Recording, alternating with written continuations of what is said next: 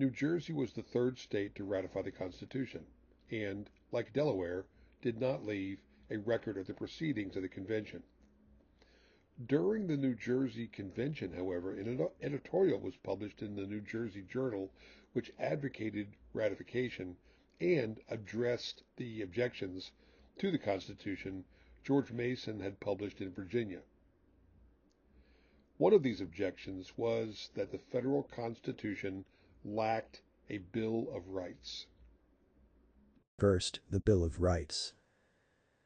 Could there have been greater solecism of politics than for a people in the undisturbed and indisputable possession of the absolute sovereignty of a country, and about to delegate a necessary portion of power to a small number of their own body, for the good of the whole, to form a declaration of rights, which they mean to retain when, at first blush, they must necessarily be still vested with all power and sovereignty, not expressly given away by their act of delegation. Suppose such a Bill of Rights is formed, and the Constitution ratified and in exercise. An adventitious circumstance arises, for which no provision has been made in the Constitution, and is wholly left out of the Bill of Rights. From whence must the power flow to remedy or provide against the evil?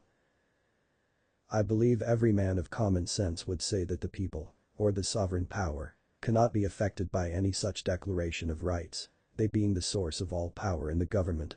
Whatever they have not given away still remains inherent in them. Would not a private man be thought an idiot who, in making a letter of attorney to another, authorizing him to sell his house in New York, should insist on a covenant that the attorney should not presume to sell his house in Philadelphia, or should insist on an express declaration that he meant to retain the fee of the residue of his estate?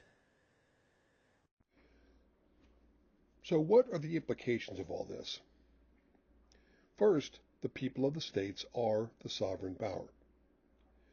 Individuals are not sovereign, but the peoples of states collectively are, because that was the power that ratified the Constitution.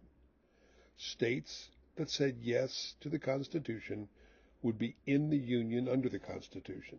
Those that said no were not. And there was no authority beyond the people of each state to whom anybody could appeal. That is the very definition of a sovereign power. Second, delegating powers in a constitution does not limit the people's sovereignty. Let me illustrate this. Only sovereign states can levy war, conclude peace, contract alliances, etc. The peoples of the states delegated those powers to the federal government and agreed that their state would not exercise those powers while their state was a member of the Union. But that does not mean they delegated sovereignty itself. Centralizers in the 1800s and since have argued that only the federal government can levy war, conclude peace, etc., and therefore the federal government is sovereign. And then, with a sleight of hand, argue that therefore the federal government is the final authority when it comes to deciding whether states can recall delegated powers and leave the Union. But this conflates delegated sovereign powers and sovereignty itself. Third, a constitution is like a power of attorney. The principals, in the sense of the people who are giving a power of attorney, principals do not argue with servants, the recipient of powers of attorney, about the extent of the servant's power. If there is a dispute between the principal issuing a power of attorney and a person receiving a power of attorney as to the extent of the recipient's powers, the principal is right by definition and the recipient is wrong by definition.